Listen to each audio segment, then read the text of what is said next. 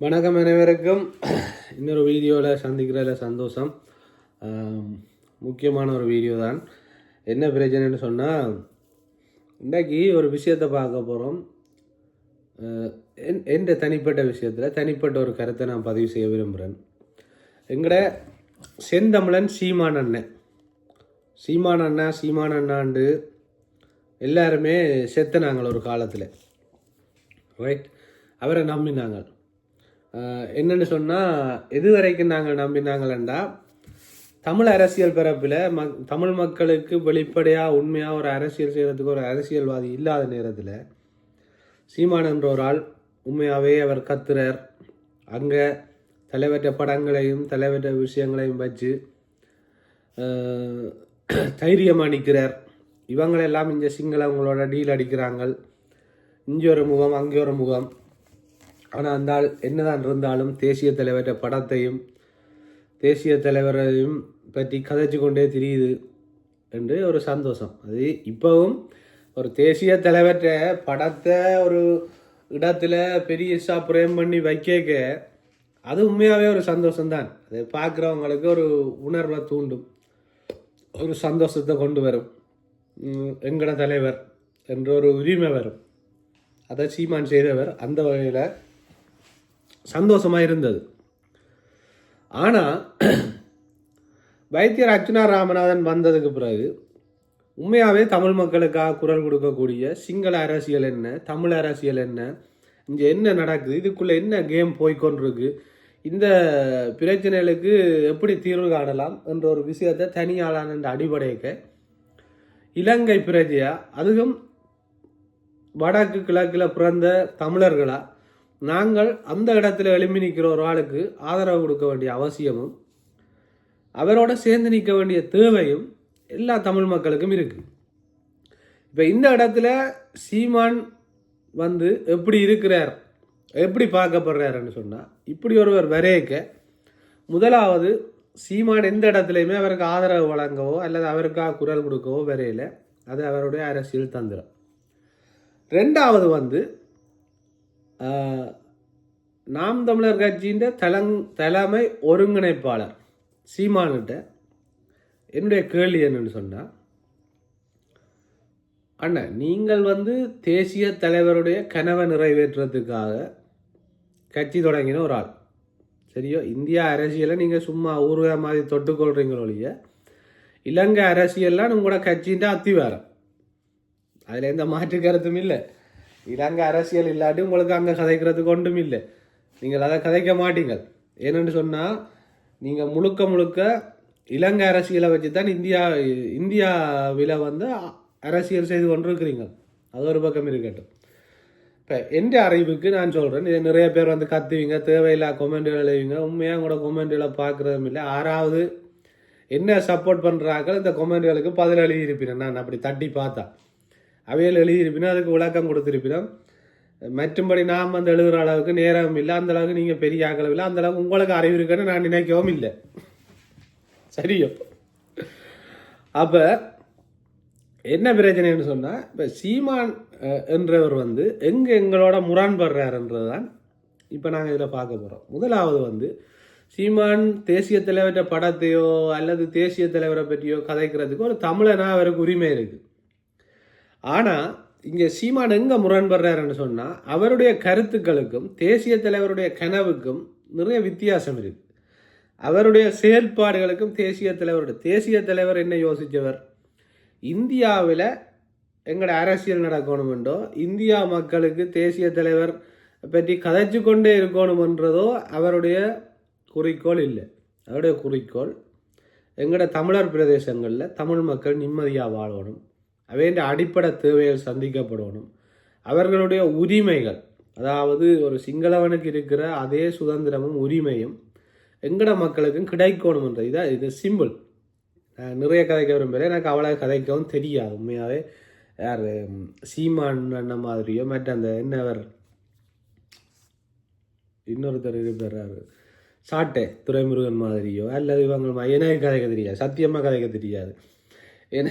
எனக்கு இப்படித்தான் கதைக்க தெரியும். இப்போ நான் என்ன சொல்கிறேன்னா, எங்கே இவன் முரண்படுகிறவன் சொன்னால், தேசிய தலைவருடைய கனவுன்றது வந்து தமிழர் பிரதேசங்கள் ஒரு சுயமான மரியாதையோட தமிழன் நடத்தப்படணும்ன்றதான் மற்ற அடிப்படை தேவைகள், மற்றது தமிழர்களுடைய கல்வி பொருளாதாரம் எல்லாமே மேம்படணும்ன்றதுக்காகத்தான் எங்களை தலைவர் வந்து போராடி இவ்வளவு பேர் உயிரிழந்தது. இந்த வழியில் இந்த கொள்கைக்கு சீமான் அண்ணன் எங்கே உறுதுணையாக இருந்திருக்கிறார். இப்போ சீமான் அண்ணன் நேசிக்கிறார்கள், இங்கே வாங்கோ, நாங்கள் வந்து சீமானுக்கு எதிரான ஆக்கள் இல்லை, சீமானை எதிர்க்கிற அளவுக்கு சீமானுக்கு எங்கட அரசியலுக்குள்ளே வந்து அல்லது எங்கட நாட்டுக்குள்ளே வந்து ஒன்றும் செய்ய போகிறதும் இல்லை, செய்ததும் இல்லை. சரியோ, அவருக்கு எங்கட நாடு தேவையாக இருக்கலாம், அவர் எங்களுக்கு தேவையில்லை. உண்மையாகவே சொல்ல போனால் முட்டாள்தனமான நம்பிக்கையில் நாங்கள் வைக்கக்கூடாது. இப்போ சீமான் தான் தலைவரையும் தலைவற்ற கொடியையும் பாதுகாக்கிறாருன்னு ஒரு சிலர் உண்மையாக கத்துறீங்க. நாங்கள் இந்த புலம்பெயர் தேசத்தில் இருக்கிறாங்க, கனடாவில் தூவியே அமைச்சிருக்கிறாங்கடாப்பா.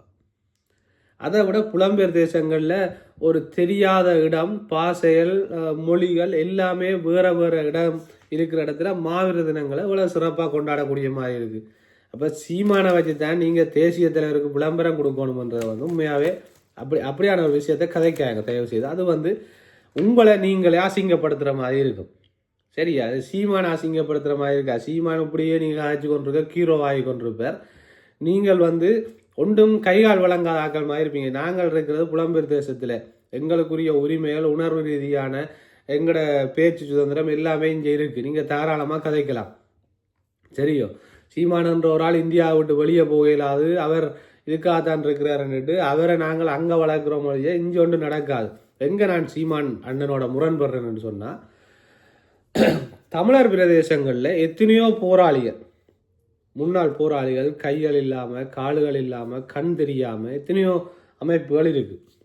எத்தனையோ முதியோர் இல்லங்கள், கண் தெரியாத ஆக்கள் இல்லங்கள், இப்படியெல்லாம் நிறைய இருக்குது.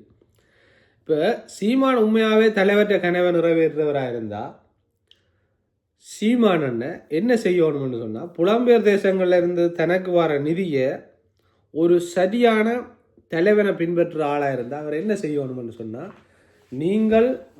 உங்களுக்கு நான் பொறுப்பாக இருக்கிறேன், நான் ஒரு தலைவராகவோ அல்லது நான் உங்களுக்கு ஒரு வழிகாட்டியாகவோ இருக்கிறேன், தேசிய தலைவர், அதாவது நான் அடிக்கடி 100 தடவை அண்ணன் அண்ணன் அண்ணன் என்று தேசிய தலைவரை சொல்கிற செந்தமிழன் சீமான் என்ன செய்யணுமெண்டா, இந்த நிதிகளை எல்லாம் கொண்டு போய் உங்களோட நாட்டுக்காக போராடி கைகால் இழந்த ஆக்களை ஒரு வீடுகளை கட்டி கொடுத்து நல்லா வாழ வைங்க.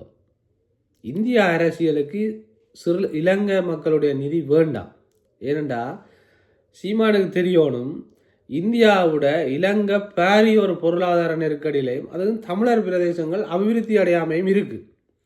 ஒரு சரியாக தேசியத்தை நீங்கள் இதில் நிறைய விஷயங்கள் இருக்குது. நீங்கள் சும்மா கத்தி குளர்றதாலேயோ கீழே வந்து நாயே பேண்டு சீமான் மாதிரியான பாசையில் வந்து கொமெண்ட் எழுதுறதாலேயோ ஒன்றும் நடக்க போகிறல நான் வந்து பார்க்கவே மாட்டேன். என்ன நேசிக்கிறார்கள் ஒரு விஷயத்தை விளங்கி கொள்ளுங்க. டாக்டர் அர்ச்சுனா ஏன் எதிர்க்கிறாருன்னு சொன்னால், சீமான் வந்து தமிழ் மக்கள், அதாவது இலங்கை தமிழர்களை பிடிச்சி வச்சிருக்கிற ஒரு அட்டை, ரத்தம் குடிக்கிற அட்டை. அது சரியாக விளங்கி கொள்ளுங்க. இந்த அட்டை என்ன செய்யும்னு சொன்னால், எங்கட நாட்டுக்குள்ளே வரப்போகிற எங்கட நாட்டுக்குள்ளே வர வேண்டிய அபிவிருத்திகளையும் எங்கட முன்னாள் போராளிகளுக்கு போராட பாதிக்கப்பட்ட மக்களுக்கு கிடைக்க வேண்டிய அனைத்தையுமே தஞ்சை பக்கம் திருப்பி கொண்டிருக்கு. இதுதான் யதார்த்தம். இந்தியா அரசியலை செய்கிறதுக்கு இந்தியாவில் சீமானுக்கு யாரும் காசு கொடுக்க மாட்டாங்க, விலகி கொள்ளுங்க. ஏனெண்டா அவங்களுக்கு நம்பிக்கையும் இல்லை, அவர் வெற்றி பெற போகிறதும் இல்லை, கடைசி மட்டும் கொடுக்க மாட்டாங்க. சீமான் வந்து எங்கட உறவுகளின் உணர்வுகளை வச்சு அரசியல் செய்து கொண்டிருக்கிறார். தேசிய தலைவர்ன்றோடனே இப்படி கேட்குறார், அங்கே ரெண்டு தேசிய தலைவர் ரெண்டு காத்தி என்ன நடக்க போகுது, கொஞ்சம் சிந்திங்கோ, ப்ராக்டிக்கலாக சிந்திங்கோ. இந்தியாவில் இருந்து அவர் தேசிய தலைவர் ரெண்டு கத்தி என்ன நடக்க போகுது? தேசிய தலைவரை கொண்டு வந்து நிப்பாட்ட போகிறது இல்லை. சரியோ, இது தேசிய தலைவருடைய கனவுகள் இங்கே கனவாகவே இருக்குது. அதுக்குரிய ஒரு வழிகாட்டலும் இல்லை சீமான்கிட்ட. இன்றைக்கு சொல்லுங்க சீமான் அண்ணாவை இன்றைக்கு சொல்லுங்க, இனிமேல் எனக்கு புலம்பெயர் இலங்கை தமிழர்கள் புலம்பெயர் தேசத்தில் இருக்கிறவ நிதி அனுப்ப வேண்டாம். நீங்கள் அங்கே உங்களுக்கு ஒரு கட்டமைப்பை உருவாக்கி, நாம் தமிழர் கட்சி என்ற பேர்லேயே அங்கே ஒரு கட்சியை உருவாக்கி, அங்கே அல்லது ஒரு கட்சி தேவையில்லை, ஒரு நிறுவனத்தை உருவாக்கி அங்கே இருக்கிற எல்லா புலம்பெயர் இந்த முன்னால் பாதிக்கப்பட்ட போராளிகள் தமிழர் பிரதேசங்களுக்கு நீங்கள் தாராளமாக உதவி செய்யுங்கோ என்ற ஒரு வார்த்தையை சொல்லுங்க. வாழ்க்கையில சொல்ல மாட்டார். அவருடைய அரசியலே இதுதான். அவருடைய அரசியலே இதுதான். இந்த நிதிகளை உணர்வுகளை தட்டி தன்னுடைய அரசியலை செய்கிறதுக்காக இது செய்யணும். அவருக்கு உணர்வு இருக்கலாம், தலைவரில் பாசம் இருக்கலாம், அதையெல்லாம் நான் இல்லைன்னு சொல்லலை. ஆனால் அவர் இதை வச்சு அரசியல்லாம் செய்கிறாருன்றதை நீங்கள் ஏற்றுக்கொள்ளுங்க. அதுதான் உண்மை, அதுதான் யதார்த்தம். தேசிய தலைவரையும் போராட்டத்தையும் வச்சு சீமான் என்றவர் இந்திய அரசியலை செய்து கொண்டிருக்கிறார். இப்போ இந்திய அரசியலை செய்கிறதால சீமான் முதலமைச்சராக வருவாராக இருந்தால் நீங்கள் இவ்வளவு துள்ளி குதிக்கிறதுல ஒரு அர்த்தம் இருக்கும். அவர் வாழ்க்கையில் முதலமைச்சராக வரப்போகிறதில்லை. ஒரு விஷயத்தை விளங்கி கொள்ளுங்க. 20% வாக்கு வங்கியை வச்சுக்கொண்டு நாங்கள் ஒரு பெரிய மாற்றத்தை உருவாக்கிறார். அதை விட இப்போ சீமானை பொறுத்தளவில் சீமான் பேசுகிற அரசியலை இந்த காலத்து இளைஞர் சமுதாயம் ஏற்றுக்கொள்ள தயாராக இல்லை. அதை கணக்கு எடுக்க மாட்டாங்க. நடக்கிற விஷயத்தை சிந்திங்க. உண்மையான விஷயம் என்னன்னு சொன்னால், அடுத்தது இன்னொரு கேள்வியை நான் சீமான் ஆதரவாளர்கள்ட்ட முன்வைக்கிறேன். நான் இது காலங்காலமாக சீமான் சம்பந்தமாக கதைக்கிறார்கள்ட்ட கேட்குற கேள்வி. ஒரு கதைக்கு கனவிலையாவது சீமான் முதலமைச்சராக வந்துட்டார். இப்போ வடக்கு கிழக்கில் இருக்கிற மிக முக்கியமான பிரச்சனை மீனவர்களுடைய அத்துமீறல், இந்தியா மீனவர்களுடைய அத்துமீறல். அது வார மீனவர்களும் முக்கால்வாசி தமிழ்நாட்டை சேர்ந்தவர்கள். இப்போ ஒரு பிரச்சனையை நீங்கள் கொண்டு போகிறீங்க. சிங்களவன் போக தேவையில்லை, நாங்கள் தான் போக போகிறோம். அங்கேயும் கொண்டு போகிறீங்க. சீமான் முதலமைச்சராக இருக்கிறார். அங்கால தமிழ்நாட்டு மீனவர்கள், அவருக்கு வாக்களித்த தமிழ்நாட்டு மீனவர்கள். இங்கால அவர் எப்படி வாக்கப்படுறதுக்கு திரள் நிதி அனுப்பின இலங்கை மீனவர்கள். சீமான் யாருக்காக முடிவெடுக்கலாம், யாருக்கு சேர்வாக கதைக்கலாம், எதை நிப்பாட்டலாம்? யோசிச்சு பாருங்க. யாருக்காக கதைக்கணும் சீமான்? இந்தியான்ற ஒரு முதலமைச்சராக இருந்து கொண்டு எங்களுக்காக ஏதாவது கதைப்பேற நினைக்கிறீங்களா? அல்லது இதுவரைக்கும் கதைச்சிருக்கிறாரா? ஒரு அறிக்கை விட சொல்லுங்க. தமிழ்நாட்டு மீனவர்கள் அத்துமீறி இலங்கை வடக்கு கடற்பரப்புக்குள்ளே போகிறத நான் வன்மையாக கண்டிக்கிறேன். அங்கே ஆர்ப்பாட்டம் செய்வாங்க, கல்லறிவாங்க சீமான்ற வீட்டுக்கு. யதார்த்தத்தை விளங்கி கொள்ளுங்க. இந்திய அரசியல் எங்களுக்கு ஒன்றுமே செய்ய போகிறதில்லை. அதிகாரத்தில் இருக்கிறவன்ட்ட நாங்கள் ஒரு பிச்சை எடுக்கலாம், போய் எங்கள் நாட்டுக்கு ஒரு ரோட்டை போட்டு தாங்க ஐயா, 10 வீட்டை கட்டித்தாங்க ஐயா, மாகாண சபைக்கு இலங்கை அரசாங்கத்திட்ட ஒரு ப்ரெஷரை கொடுங்க ஐயா, இப்படி ஏதாவது செய்யலாம். ஒழிய மொக்குத்தனமா முட்டாள்தனமா மூட நம்பிக்கையா இருக்காங்க. நாடு எங்கேயோ போயிட்டு சரியா, அவன் விண்வெளியிலையும் அங்கேயும் இங்கேயும் பறந்து கொண்டிருக்கிறான். நீங்கள் மாட்டு வண்டியில் போகிறத பற்றி யோசிச்சு கொண்டிருக்கிறீங்க. நன்றி, வணக்கம். இன்னொரு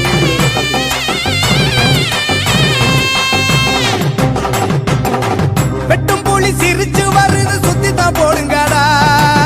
சுட்டும் விரல் அசைவ கொஞ்சம் உத்து தான் பாருங்கடா. தடை வென்று வருவோம், ஒற்றுமையாகுங்கடா. எட்டும் வர எட்டி நடக்கட கட்டளை கேளுங்கடா.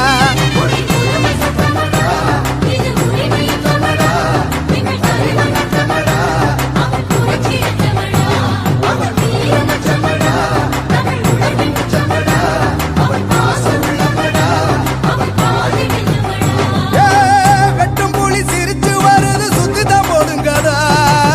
சுட்டும் விரல் அசைவ கொஞ்சம் உத்து தான் பாருங்கடா.